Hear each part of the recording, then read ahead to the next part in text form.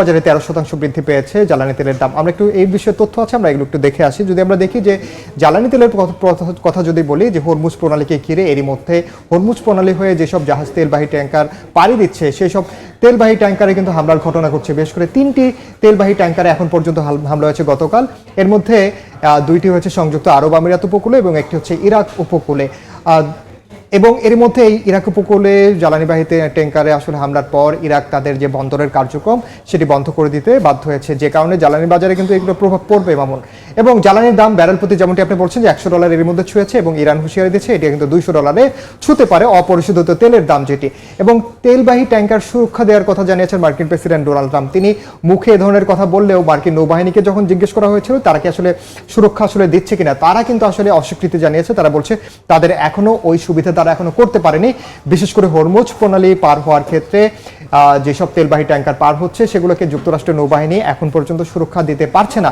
যদিও president Donald Trump সেই নিশ্চয়তা দিয়েছেন যে যেই তেলবাহী ট্যাঙ্কারগুলো হরমুজ প্রণালী পার হবে তারা আসলে সেগুলোকে সুরক্ষা দেবে। এবং আপনি জানেন এর আগে থেকে ট্রাম্পের নজর কিন্তু এই হরমুজ প্রণালীতে রয়েছে। বেশ করে হরমুজ প্রণালীতে তারা চায় যে আসলে হরমুজ প্রণালীর নিয়ন্ত্রণ নিতে পারলেই এই তেলের যে আধিপত্য, তেলের বাজারের যে আধিপত্য, সেটি আসলে যুক্তরাষ্ট্র নিশ্চিত করতে পারবে। আরেকটি ব্যাপার, সামাজিক যোগাযোগ মাধ্যমে গত কয়েকদিন থেকে খুবই চাওয়ার হচ্ছে একটি বিষয় খুবই দেখা যাচ্ছে, তা হলো যে মার্কিন সামরিক বাহিনী 4টি পারমাণবিক বোমা হারিয়ে ফেলেছে।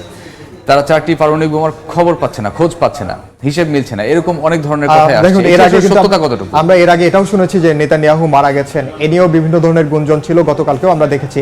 তবে এটার সত্যতা এখন পর্যন্ত মূলধারার গণমাধ্যমগুলোতে না আসলেও যেটি বলা হয়েছে B1 যে বোমারু বিমান, সেটি দিয়ে আঘাত হানার জন্য যুক্তরাষ্ট্র প্রস্তুতি নিচ্ছে। কারণ যুক্তরাজ্যের যে ঘাঁটি রয়েছে সেই ঘাঁটিতে এই B1 বোমারু বিমানটির যত ধরনের সাজানো যায় সেগুলো তিনি সাজাচ্ছে। আর এই B1 বোমারু বিমান মূলত ব্যবহার করা হয় ভূগর্ভস্থ যেই মিসাইলগুলো রয়েছে, মিসাইলের মজুদাগার রয়েছে সেখানে হামলার জন্য। যদিও ইরানের ক্ষেত্রে এটি সম্ভব হবে না বিশ্লেষকরা বলছেন, কারণ ইরানের ভূগর্ভস্থ মিসাইল ভান্ডার অত্যন্ত সুরক্ষিত, যেটি আসলে B1 বোম্বার দিয়ে ধ্বংস করা সম্ভব নয়। আপনাকে অসংখ্য ধন্যবাদ আলোচনায় অংশ নেওয়ার জন্য। ধন্যবাদ। ইরাকের জলসীমায় তেলবাহী ট্যাঙ্কারে ইরানের হামলার পর ফের লাফিয়ে বাড়ছে জ্বালানি তেলের দাম। ব্যারেল প্রতি আবারও ছুঁয়েছে $100।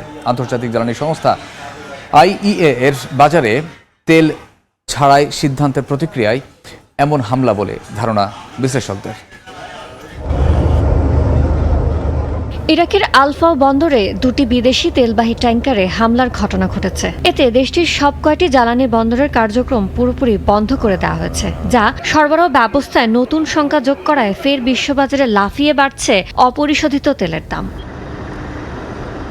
বৃহস্পতিবার সকালে ব্রেন্ট ক্রুডের দাম প্রায় 10% বেড়ে ব্যারেল প্রতি ঠেকেছে $100, আর ওয়েস্ট টেক্সাস ইন্টারমিডিয়েটের দাম ব্যারেল প্রতি 8.5% বেড়ে দাঁড়িয়েছে $94। জ্বালানি সরবরাহ সচল রাখতেও তেলের আকাশচুম্বী দাম নিয়ন্ত্রণে ঐতিহাসিক পদক্ষেপ হিসেবে আন্তর্জাতিক জ্বালানি সংস্থা IEA জরুরি ভিত্তিতে 40 কোটি ব্যারেল তেল বাজারে ছাড়ার সিদ্ধান্ত নিয়েছে।